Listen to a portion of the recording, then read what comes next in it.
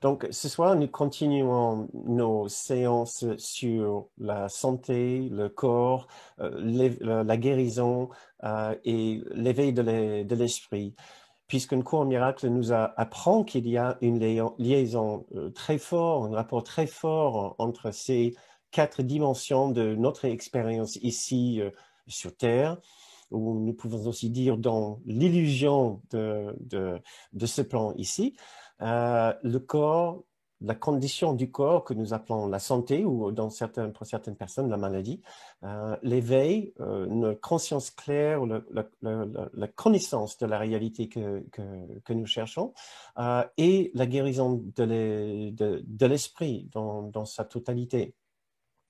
La raison pour laquelle j'ai choisi ce thème et de faire une soirée par semaine sur ce thème, c'est parce que le corps occupe une place si importante, si importante dans notre esprit, l'esprit de chacun ici, puisque c'est son premier point de référence avec la réalité autour de lui, en commençant avec sa propre réalité.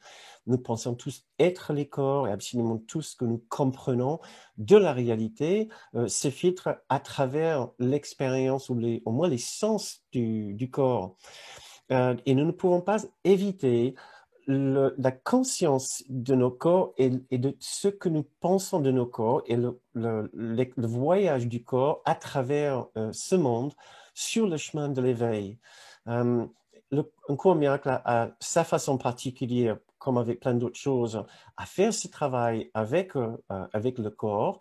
Ce que j'ai envie de dire tout de suite, c'est que l'objectif d'un cours miracle est de nous aider à nous éveiller à la réalité derrière les apparences de cette vie ici, puisque le cours nous appelle que ce que nous appelons la vie ici est une forme d'illusion ou une forme de séparation ou de dualité qui n'est pas la réalité, qui n'est pas notre réalité. Nous avons une autre réalité, notre véritable identité, dans ce que le cours appelle le Christ, puisqu'il utilise un langage chrétien symbolique qui ne veut pas dire les mêmes choses, ces termes qui ne veulent pas dire la même chose que ce que nous avons appris dans le catéchisme. Donc, il y a vraiment une interprétation très singulière ou très propre à un cours miracle. Nous avons une autre identité. Notre objectif, c'est de nous éveiller à la connaissance et la conscience de cette autre identité en enlevant les obstacles dans notre esprit à la présence de cette autre réalité. Et nous avons plein de différentes façons de faire ce chemin pour déblayer les obstacles et balayer la poussière devant nos yeux pour pouvoir voir et expérimenter même cette autre réalité tout en étant ici. L'une de ces approches, justement, concerne le corps, tout ce que nous pensons, tout ce que nous ressentons et tout ce que nous interprétons par rapport au corps et à la condition du corps. Puisque c'est notre première référence par rapport à la réalité autour de nous, nous pensons être ce corps, donc nous voyons la vie à travers notre identité corporelle. Forcément, s'il y a une erreur dans notre esprit, puisqu'il y a la confusion dans notre esprit, si nous ne connaissons pas notre propre réalité, nous pouvons considérer cela comme un point de confusion. Cette erreur va se répercuter d'une façon ou d'une autre dans notre perception de notre corps, la perception des corps d'autres personnes. Et puisque cette période, cette année 2020, est particulièrement perturbée par les questions de maladie et de santé, de virus, etc., mon idée est de profiter en quelque sorte de notre sensibilité accrue ou éveillée par rapport à ces questions du corps et de la santé pour pouvoir avancer dans notre chemin d'éveil, notre chemin de conscience, de connaissance et de conscience de soi en traversant les différentes erreurs que nous pouvons avoir par rapport à nos corps, par rapport à l'expérience que nos corps peuvent avoir ou peuvent nous véhiculer. Après tout, nos corps ont une multitude de différentes expériences, mais l'impact de ces expériences-là seront en fonction de notre interprétation de ces expériences, notre interprétation de la condition du corps, ce que le corps ressent aujourd'hui, ce qu'il ressent demain, et son apparence. Ce n'est pas juste sa condition de santé ou de maladie, mais c'est aussi son apparence. Et par rapport à la santé, l'apparence, notre corps est particulièrement important pour nous. Et ce que j'ai envie de faire avec vous ce soir, c'est de continuer notre exploration du corps, de notre conception du corps, la condition du corps, pour essayer de mieux comprendre quelles sont les erreurs ou les points de confusion que nous pouvons avoir dans notre esprit quand nous tombons malades, quand nous connaissons ce que nous appelons la maladie, quand nous allons moins bien, quand notre corps ne fonctionne pas comme d'habitude.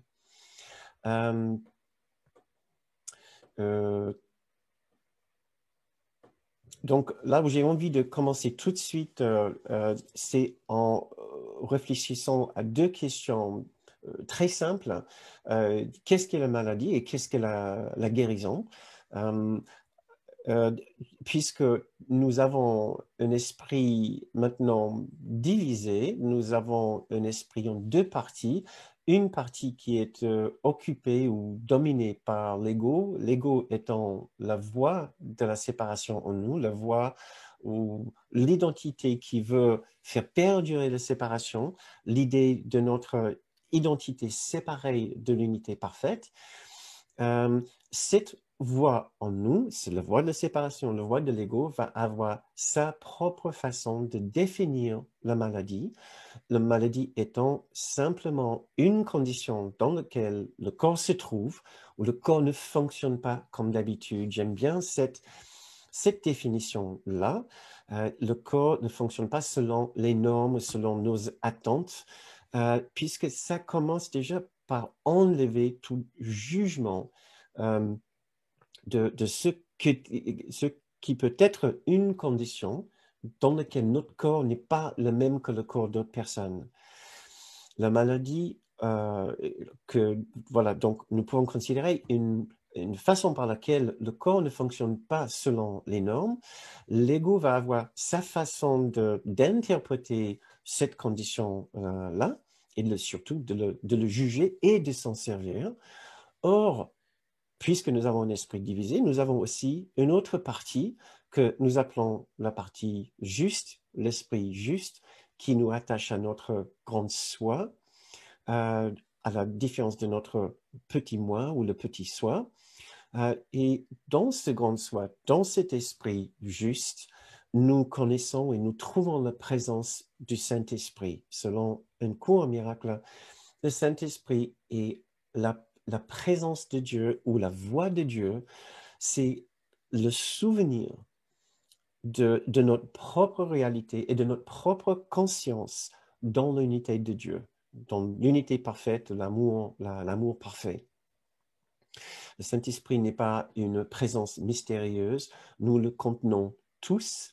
Il fait partie intégrante de notre existence, de notre conscience, de notre esprit, puisqu'il n'y a que deux parties de notre esprit, la partie fausse occupée par l'ego, la voie de l'illusion, la voie de la séparation, la voie de la fausseté, et la voie de la justesse, la voie juste, la voie du Saint-Esprit, qui reflète pour nous la réalité que nous avons connue au sein de l'unité, et ce qui est toujours notre propre réalité derrière les voiles de confusion et de l'illusion. Donc, dès que nos corps commencent à ne pas aller comme ils devraient, selon nous et selon peut-être les normes, l'ego saute dessus pour interpréter à sa façon, et sa façon, c'est toujours pour faire perdurer et renforcer le sentiment de séparation dans notre esprit. Donc, pour lui, c'est toujours une chose extrêmement importante, extrêmement handicapante. Même si c'est juste un rhume, nous pouvons facilement faire une grande histoire d'une petite condition. Ça peut être même une écharde qui fait un peu mal, oui, mais ça peut bien nous occuper, bien nous enquiquiner. Ou bien sûr, ça peut être quelque chose de beaucoup plus important, comme la COVID, ce qui est dans les esprits de chacun. Pardon. Et quand ce n'est pas la COVID, ça pourrait être aussi une autre maladie grave, comme un cancer, comme un AVC, comme une condition cardiaque, comme une mucoviscidose, comme une sclérose en plaques, comme plein d'autres conditions graves et chroniques que nous pouvons connaître sur le plan corporel ici. L'ego en nous va essayer de faire en sorte que ça soit la chose la plus importante pour nous, puisque tout d'abord, il s'agit de lui-même, ce qu'il considère lui-même. Et pour lui-même, son corps est la partie essentielle de lui. Sans le corps, pour l'ego, il n'est rien, puisqu'il n'a pas un concept de l'esprit éternel, l'esprit infini, l'esprit intemporel, qui est notre véritable réalité. Donc, sa première action en sera d'une très, très grande peur. Peur de la perte. Peur de perdre quelque chose d'une extrême importance pour lui. C'est son corps, c'est son identité. Mais à un moindre niveau aussi, nos jours ne sont pas comptés. Il peut avoir peur pour son confort, pour sa capacité de mener sa vie, de satisfaire ses besoins et de satisfaire peut-être les besoins de son entourage. Euh, euh, donc, pour lui, en premier lieu, ce qui est une réaction que nous pouvons avoir dès l'information, la première information que nous avons une condition hors norme, ça peut être une réaction de peur pour notre propre identité, notre véhicule terrestre, ou pour notre confort, notre capacité de mener nos relations, mener nos vies avec d'autres personnes. Peur de ne pas pouvoir être heureux de la même façon ou confortable de la même façon, avec un véritable sentiment de perte. Cela reste néanmoins une interprétation, je vais revenir dessus tout à l'heure, même si c'est une interprétation extrêmement puissante, même si c'est quasiment inévitable que nous passons tous par là, le sentiment d'inconfort ou de perte de confort ou de perte de satisfaction ou autre chose, ça vaut la peine de dire c'est une interprétation et de revenir dessus tout à l'heure pour explorer si véritablement une condition dans laquelle nos corps ne fonctionnent pas de la même façon est littéralement un empêchement absolu à l'expérience du bonheur et du confort et même de la joie. Mais la deuxième interprétation que l'ego en nous peut avoir par rapport au corps qu'il voit comme lui-même, et je vais essayer de juste garder l'ordre de mes idées, c'est un sentiment d'échec. Nous pouvons tous avoir l'impression que notre santé est une sorte de point de fierté pour nous, une sorte d'accomplissement. Euh, dès l'instant qu'il y a une information que nos corps ne fonctionnent pas comme avant, nous pouvons certainement être très déçus par rapport à nous-mêmes, comme si c'est un échec d'être malade, comme s'il y a vraiment un problème avec les efforts que nous avons, que nous avons faits. Et nous n'avons pas envie de nous montrer peut-être auprès des autres avec un corps qui ne respecte pas les normes, qui n'est pas plus un point de fierté, surtout si on voit dans notre apparence qu'il y a s'il y a quelque chose qui ne va pas. Après tout, nous sommes aussi attachés à nos corps comme une présentation de nous-mêmes. Et donc, si je pense je suis mon corps et j'oublie la conscience que je suis tout d'abord l'âme, je suis tout d'abord l'esprit derrière le corps, cela peut effectivement me gêner profondément de voir mon aspect physique changer, de ne pas pouvoir montrer aux autres un aspect de moi-même qui peut facilement aimer et apprécier. Peut-être je vais perdre l'amitié des autres, ou même l'amour des autres, ou le respect des autres, s'ils me voient amoindri, ou peut-être moins beau que d'habitude. Peut-être les gens ils vont même avoir peur de moi. Peur parce que soit ils pensent que je peux les contaminer, mais bien sûr, pour beaucoup de maladies, il y a beaucoup de maladies qui ne sont pas contagieuses, ils peuvent être très gênés par ma présence en pensant que je les confronte avec la mortalité, avec le fait que nous sommes humains, ou nos corps sont humains en tout cas.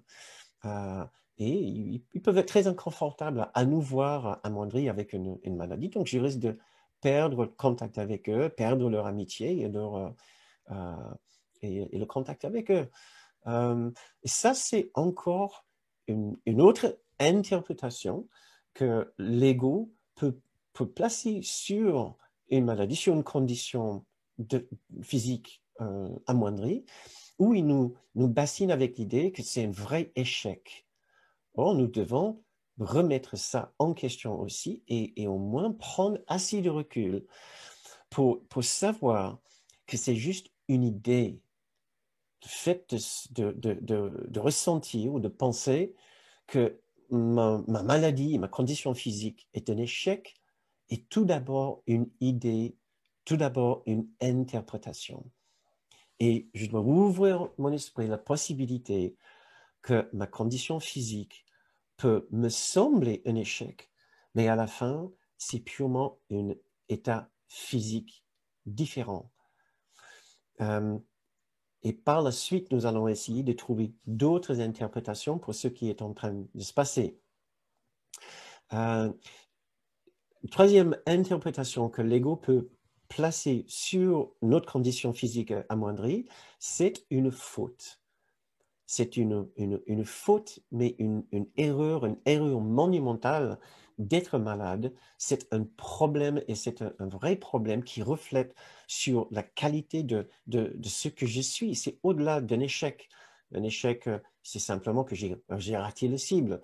Mais ici, on parle de quelque chose de beaucoup plus grave. Ça reflète sur moi moralement, comme si le fait d'être malade est une accusation d'un problème, est une accusation que quelque part peut-être je mérite cette condition du fait d'avoir fait quelque chose d'horriblement mauvais. Et voilà, la maladie est une sorte de punition, voire une sorte de condamnation, une sorte de paiement, et même dans une certaine interprétation la plus virulente, une sorte de malédiction. Voilà, je suis comme ça. Il y a une condition de mal-être et de culpabilité carrément chez moi qui fait en sorte que je mérite cela. Je ne sais même pas ce que j'ai fait qui était si horrible, mais je sens au fond de moi que si ça m'arrive et si ça m'arrive constamment et si ça revient et si c'est une condition chronique, forcément, ça va refléter sur ma qualité, sur quelque chose chez moi. Et, et si je ne fais pas attention, je peux penser que je dois passer par cette maladie pour racheter une sorte de péché ou racheter un crime que j'ai dû avoir commis sans en avoir le moindre souvenir, le moindre conscience. Et tout cela, j'aimerais bien j'aimerais bien quand ils réfléchissent un instant, parce que je trouve que très souvent dans l'esprit des gens, quand ils tombent dans une condition de, de maladie ou mal-être physique, qu'il y a très vite un sentiment que c'est fait pour moi-même. C'est je suis puni. Voilà. Et qu'est-ce que j'ai fait? Qu'est-ce que j'ai fait pour mériter cela? Voilà. Comme si forcément j'ai dû avoir fait quelque chose pour être si malade sur un arrière-plan. C'est extrêmement difficile à éviter le sentiment quelque part qu'il n'y a pas de rapport entre ma condition physique et ce que je suis dans l'esprit, la qualité de mon être. Comme si une condition maladie, forcément, c'est mauvais, donc je dois avoir une mauvaise condition dans mon esprit qui a provoqué cette condition physique.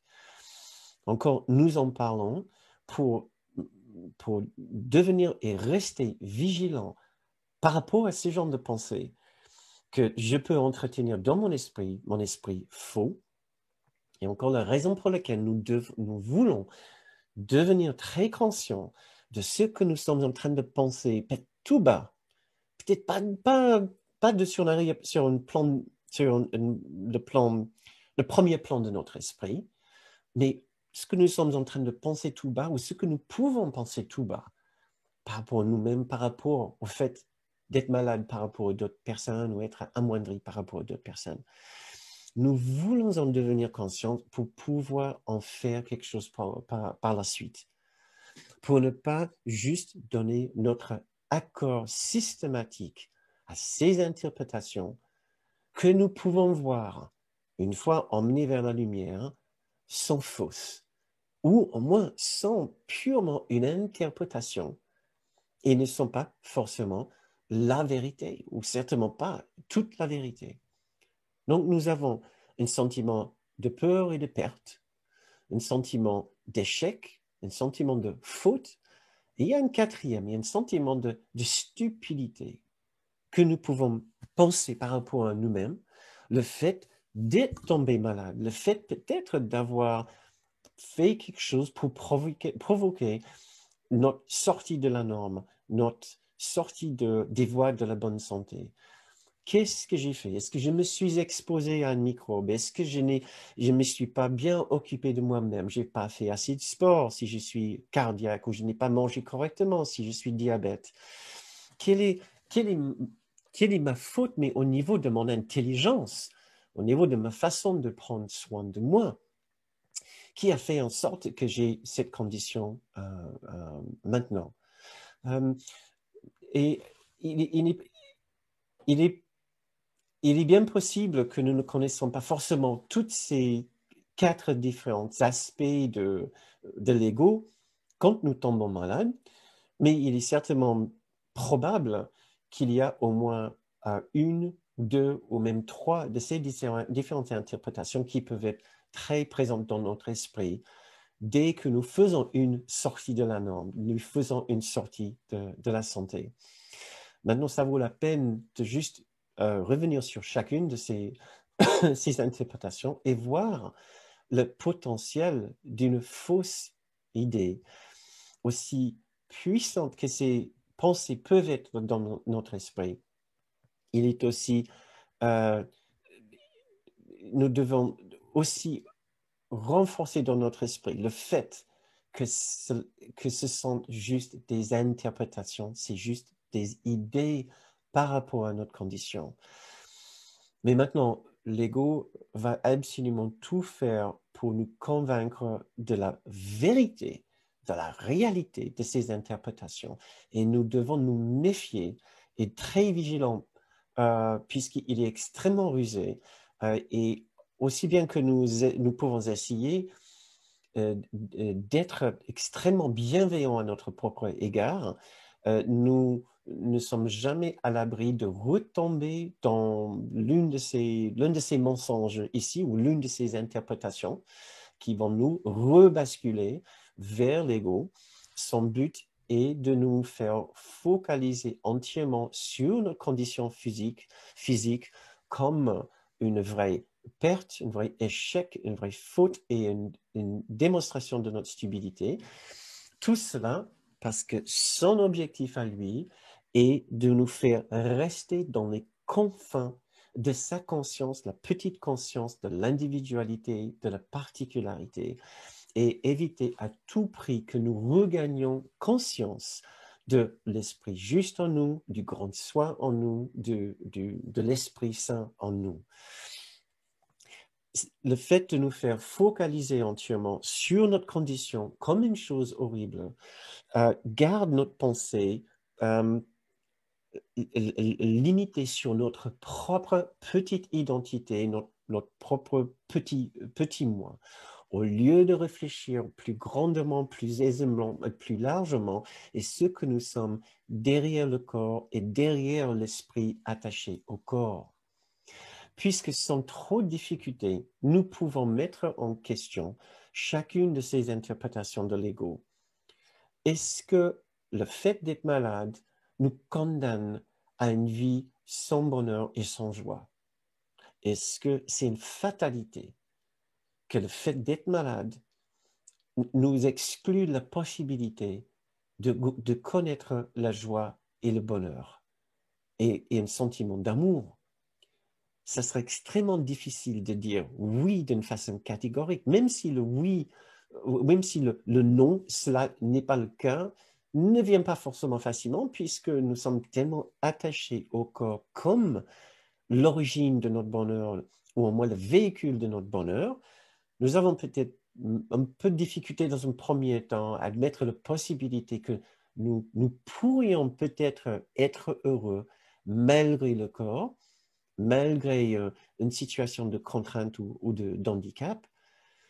Mais il y a multiples exemples de personnes qui ont connu un handicap ou une maladie grave et qui ont trouvé la paix intérieure, qui ont connu des grands moments de bonheur et même de joie. Et nous devons certainement garder notre esprit ouvert à cette possibilité que même avoir une maladie, avoir un corps qui ne fonctionne pas comme d'autres personnes, n'est pas une fatalité par rapport au bonheur, à l'amour, à la joie et à la paix intérieure. Par rapport à cette deuxième question d'échec, est-ce que le fait d'être malade, d'avoir un corps qui ne fonctionne pas comme d'autres personnes, est-ce que c'est un échec? Est-ce qu'on a moins le droit d'être fier de nous? Bien sûr que non. Nous avions peut-être une certaine fierté investie de notre santé.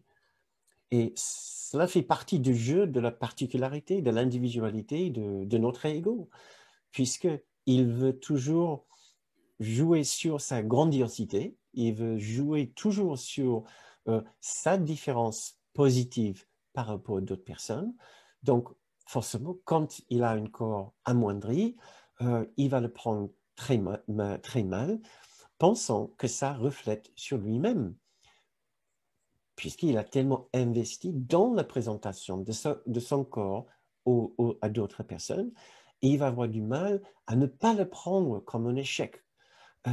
Et c'est là où nous devons mettre encore ça en question et dire, mais est-ce que c'est une fatalité que nous ne pouvons plus connaître un sentiment de réussite et de fierté de nous, même en étant malade, même avec un handicap, même si nos corps ne fonctionnent pas comme d'autres personnes? Et là, nous trouvons peut-être plus facilement le mensonge de l'ego, puisque bien sûr, nous pouvons être fiers de nous, nous pouvons être même très fiers de nous. Nous pouvons être fiers tout d'abord de notre esprit, de notre ténacité, de notre recherche de l'amour intérieur, de l'amour pour les autres. Il y a multiples différentes façons et possibilités de retrouver un sentiment de fierté ou de bonheur par rapport à nous-mêmes, même avec un corps amoindri. Sentiment de faute, est-ce que la maladie ou un corps qui ne fonctionne pas comme d'autres personnes, est-ce que c'est une punition ou une condamnation? Bien sûr que non, malgré la tentation, et même si c'est plus fort qu'une tentation, mais une sorte d'exigence intérieure de considérer que mon corps malade est une sorte de condamnation sur moi-même. Qu'est-ce que j'ai fait pour mériter ça? Nous devons au moins constater le mensonge. Que non, bien sûr que non, il n'y a pas de jugement. Je ne suis pas une mauvaise personne ou un mauvais esprit, puisque j'ai un corps qui ne fonctionne plus très bien. Maintenant, je sais que sur un chemin spirituel, il y a une tentation tellement puissante de se dire, bah tiens, je dois avoir vraiment raté mes leçons. Je dois avoir vraiment un esprit tordu et très négatif, plein de noirceur, si j'arrive à fabriquer une telle maladie pour moi-même. Et je trouve que ça, c'est particulièrement dommage si nous sommes sur un chemin de conscience, une conscience spirituelle, et nous pensons que le fait de faire un chemin spirituel devrait euh, nous protéger de toute possibilité de maladie. Ce n'est, cela ne suit pas. Cela ne suit pas. Je suis bien d'accord qu'un un esprit qui est bien placé dans la bienveillance envers d'autres personnes et envers soi-même est plus apte à connaître un bon niveau de santé, mais cela ne va pas de soi de dire qu'un esprit qui est rempli de bienveillance ne va jamais connaître un handicap ou une condition physique amoindrie. Cela ne va pas de soi parce qu'il y a aussi, même sur un chemin spirituel, les limitations que nous allons connaître physiquement ici, parce que c'est un monde de limitations. Le monde de dualité n'est pas un monde de perfection. Et si l'état du corps était une sorte de baromètre de notre progrès spirituel, alors nous allons vite voir quelques paradoxes, voire euh, quelques... restons avec paradoxe, parce que nous connaissons tous les histoires des grands maîtres spirituels qui sont de toute évidence éveillés, les maîtres éveillés, qui ont néanmoins connu une maladie grave, que ce soit Sri Ramana Maharshi, Nisargadatta ou notre cher Kenneth Wapnick, les êtres que personnellement je considère vraiment au summum de la conscience, de la spiritualité, qui sont tous morts d'un cancer. Donc, cela ne veut, le fait d'avoir d'être un être très avancé sur le chemin spirituel ne nous protège pas d'une maladie. Et l'inverse, le fait d'avoir un esprit d'ego n'est pas une promesse de maladie, puisque nous connaissons tous des gens qui vivent extrêmement bien jusqu'à un très bon âge de 80 ans, 85 ans, 90 ans, et qui partent très tranquillement dans d'autres dimensions, sans connaître une vie de maladie, mais sans connaître non plus les summums de l'esprit, sans être les êtres éveillés. Il y a beaucoup de gens qui ne connaissent pas la maladie, qui ne sont pas malades ou qui ne sont jamais particulièrement malades, que nous ne pouvons pas considérer les êtres éveillés. Donc, dans les deux sens, nous pouvons dire qu'un maître spirituel n'est pas à l'abri d'une maladie et un être en bonne santé ne veut pas forcément être l'indication de quelqu'un qui est avancé sur le chemin spirituel. Donc, cette idée de culpabilité et de faute pour un chercheur spirituel qui tombe malade ne peut pas possiblement être valable parce qu'il y a il y a des exemples, des exemples contraires dans le cas, dans la famille des personnes avancées spirituellement et aussi dans le cas des personnes qui ne font pas de chemin, un chemin conscient, un chemin de conscience.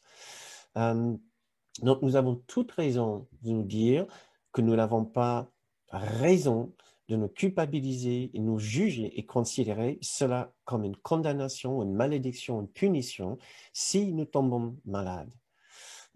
Dernièrement, stupidité. Est-ce que nous sommes stupides puisque nous sommes tombés malades? Bah, peut-être vous pouvez plus facilement voir que non. C'est juste, on peut dire, c'est un concours de circonstances. On pourrait dire que oui, effectivement, il y a un rapport entre une mauvaise hygiène de vie ou une mauvaise alimentation et différents problèmes cardiovasculaires ou même cérébraux. Euh, mais est-ce que cela veut dire que nous devons nous affliger avec un jugement de plus d'être stupides quand nous étions simplement un peu dans l'inconscience de la vie ici, de ce qu'on fait ici. On vit bien, on veut bien vivre, on ne veut pas trop se stresser, donc on ne s'est pas spécialement occupé de nous-mêmes, au niveau santé peut-être, effectivement. Mais encore, est-ce que cela veut dire qu'on était stupide? Ben non, pas spécialement. On a fait la vie ici à notre propre façon, et maintenant nous avons une opportunité d'apprendre avec, avec ces conditions, et au lieu de nous accuser d'un jugement supplémentaire, nous pouvons juste dire, parce que c'est une opportunité de revoir ma copie de la vie, ma façon de prendre soin de moi. Et c'est là où nous pouvons nous lancer maintenant dans toutes les autres interprétations, puisque nous avons bien parlé maintenant des interprétations de l'ego de notre situation, qui sont juste une série de condamnations dont l'objectif est de nous garder bien focalisés sur notre condition très personnelle, très physique par rapport à d'autres personnes. Et pendant une autre soirée, nous allons voir exactement les motivations de l'ego pour nous garder sous son emprise, parce qu'il a multiples raisons pour lesquelles il veut nous garder dans une condition de souffrance physique, puisque la maladie lui sert extrêmement bien sur plusieurs de ses plans. Et nous allons regarder les 7 bonnes raisons d'être malade. Et ça sera pour une autre fois. Parce qu'il cache tellement bien son jeu, le petit coquin d'ego, que nous allons avoir besoin de repasser une autre soirée à voir tout ce qui mijote pour nous sur un arrière-plan. Mais maintenant, le grand soit en nous, le Saint-Esprit, notre esprit majestueux, sublimement sage, quelle est son interprétation de la maladie? Et je vais vous lire ici une phrase que j'aime particulièrement dans un cours miracle, qui vient du chapitre 8, section 9. Toutes les formes de maladie sont des expressions physiques de la peur de l'éveil. Toutes les formes de maladie sont des expressions physiques de la peur de l'éveil, des signes que l'esprit est divisé et qu'il n'accepte pas son unité, il n'accepte pas un but unifié. Là, ça nous donne déjà quelques informations extrêmement importantes et surtout extrêmement utiles. Nous apprenons tout de suite que notre maladie n'a absolument rien à voir avec ce que nous avons dit tout à l'heure, un échec, une faute, une perte ou un manque, etc.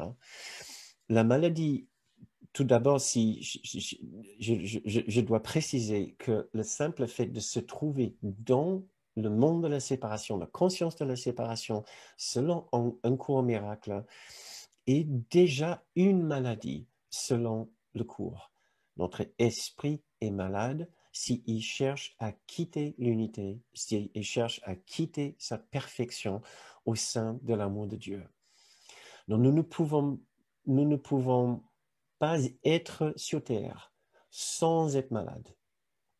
Le fait d'être ici est déjà une indication que nous avons accepté la maladie, une maladie spirituelle, une maladie de l'esprit.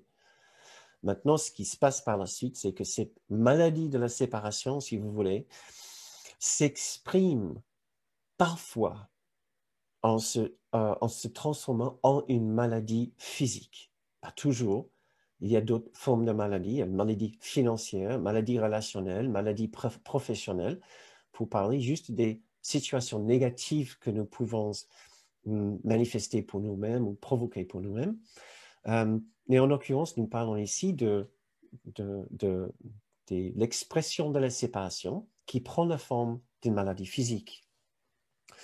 Donc, le simple fait d'être ici est une expression d'un esprit qui est malade. Et par la suite, cette phrase nous dit, la maladie physique est toutes les formes de maladie sont des expressions physiques de la peur de l'éveil. Ce qui veut dire aussi, la peur de notre propre réalité, l'éveil à notre propre réalité. La propre réalité, c'est l'amour. Nous n'avons pas un but unifié derrière cette recherche après, cette recherche de l'amour. Nous avons un esprit divisé. D'un côté, oui, nous voulons un peu d'amour, mais de l'autre côté, nous voulons surtout la particularité, renforcer notre expérience personnelle de la vie ici. C'est pour ça que la maladie pour l'ego joue tellement bien en faveur de cette expérience très particulière, très individualisée de la vie. Donc cette phrase ici, toutes les formes de maladie sont des expressions physiques de la peur de l'éveil, des signes que l'esprit est divisé, qui n'accepte pas un but unifié. Quelle magnifique phrase qui nous aide à voir très vite. Donc, ce que nous sommes censés faire, c'est de regarder notre peur de l'éveil, regarder notre peur de l'amour et essayer d'unifier et réunifier notre esprit par rapport à ce seul objectif de nous souvenir de notre propre nature, dans l'amour parfait, l'amour de Dieu. Une autre phrase qui va soutenir cette idée vient du chapitre 2, section 4. Toute guérison et délivrance de la peur. Toute guérison est tout simplement délivrance de la peur.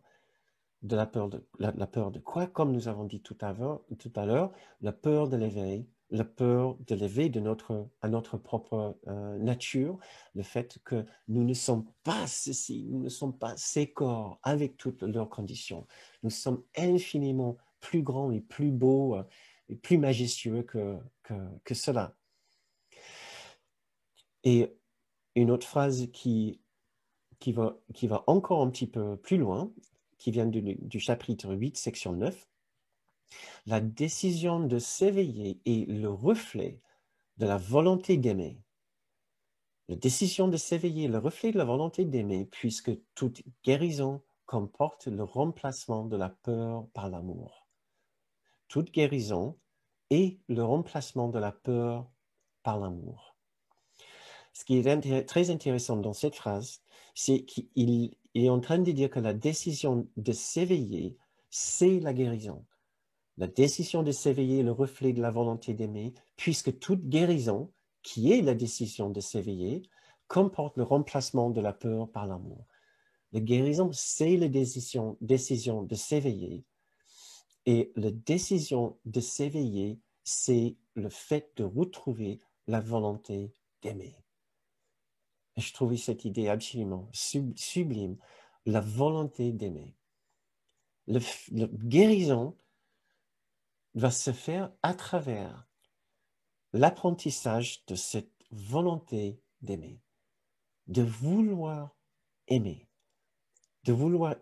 au-delà de toute tentation, de considérer notre condition de maladie comme un échec, comme une perte, comme une faute. Au-delà de tout cela, notre but, c'est de retrouver la volonté d'aimer, de vouloir aimer, de vouloir nous aimer, de vouloir retrouver l'amour derrière absolument toutes les apparences de fautes, de problèmes, de diminution, d'handicap, de corps malades, de notre corps malade, des corps malades d'autres personnes. Et ce qui devrait être alors signalé le début pour nous à une nouvelle démarche dans notre vie, une démarche de profonde bienveillance à notre égard, à l'égard de notre corps, à l'égard même des corps d'autres personnes, mais surtout la volonté de vouloir aimer à nouveau, de s'aimer à nouveau, aimer absolument tout ce qui passe dans notre esprit, que nous l'aimons ou pas, que c'est agréable ou non.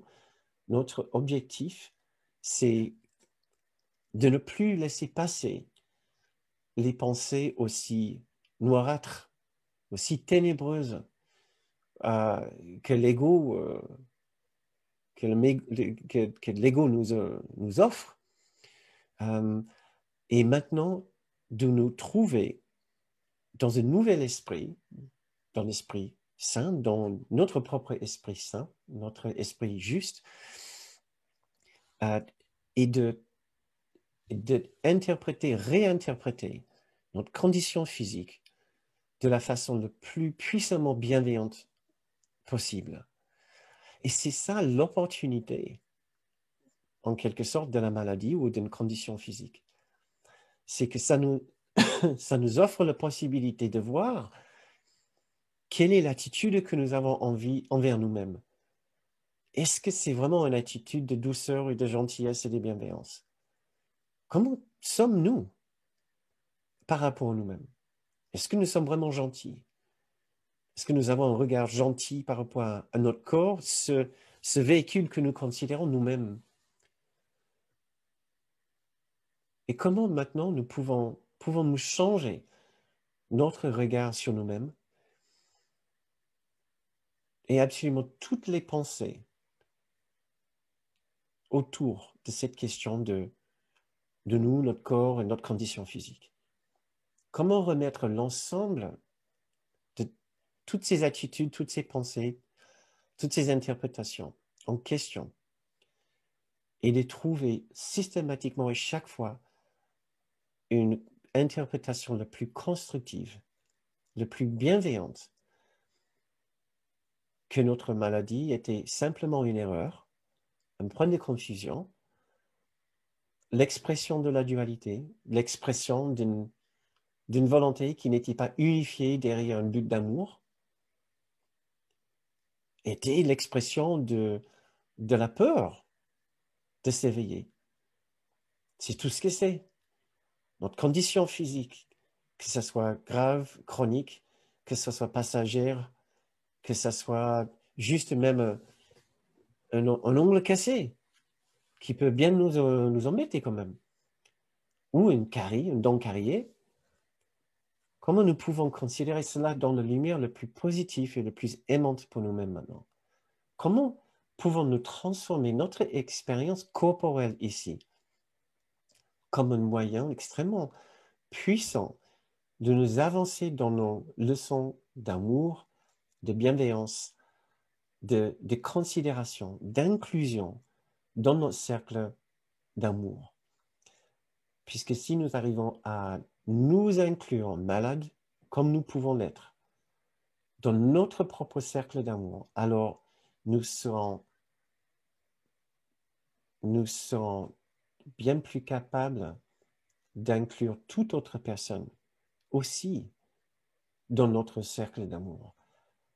Et s'il y a une définition de l'éveil dans une cour miracle, ce sera d'apprendre à inclure de plus en plus de personnes dans notre cercle d'expiation, notre cercle d'amour. Puisque l'unité, la conscience de l'unité, c'est cela. C'est le souvenir que nous sommes tous ensemble et nous sommes tous un et nous sommes tous pareils. Nous sommes tous pareils dans la santé et nous sommes tous pareils dans la maladie. Il y a une expression de l'unité et d'amour, il y a une expression de confusion et de peur de l'unité et peur de l'amour. Et c'est tout ce qu'il y a. Esprit juste, esprit faux. Nous sommes tous pareils. Donc maintenant, pour finir notre séance pour ce soir, j'ai envie de vous lire juste un paragraphe de la leçon 95. Encore une leçon que je trouve qui est très profitable à visiter et relire de temps en temps. Essayez de penser à la sainteté et la perfection dont Jésus parle ici dans cette leçon. Et pourquoi il en parle? Il en parle pour une raison, c'est parce qu'il sait que cette vision de nous, cette image de nous est encore loin de notre conscience. Pourtant, c'est notre réalité. Et à un moment ou autre, nous serons emmenés à le croire complètement et l'accepter parfaitement. Que ce soit ce soir ou demain ou après-demain ou l'année prochaine, à un moment ou autre, nous allons remplacer notre image de nous-mêmes, fautive, confuse et amoindrie, par cette sublime image de ce que nous sommes dans notre réalité, mais dans notre réalité collective, pas dans notre réalité individuelle. Le leçon 95, je suis un seul soi, uni à mon Créateur. Tu es un seul soi, uni et en sécurité dans la lumière et la joie et la paix.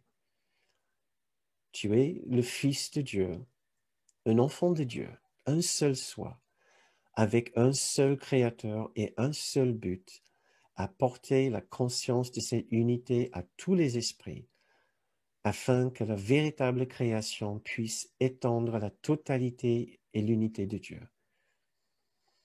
Tu es un seul soi, complet, guéri et entier, avec le pouvoir de lever du monde le voile des ténèbres et de laisser la lumière en toi passer au travers pour enseigner au monde la vérité à ton sujet. Tu es un seul soi, en parfaite harmonie avec tout ce qui est et tout ce qui sera. Tu es un seul soi, le Saint Fils de Dieu, uni à tes frères en ce soi, uni à ton Père en sa volonté. Ressens ce seul soi en toi et laisse-le dissiper toutes les illusions et tous tes doutes. Voici ton soi, le Fils de Dieu lui-même, sans péché, comme son Créateur, avec sa force au-dedans de toi et son amour à jamais tien. Tu es un seul soi et il t'est donné de ressentir ce soi au-dedans de toi et de chasser toutes tes illusions hors du seul esprit qui est ce soi, la sainte vérité en toi.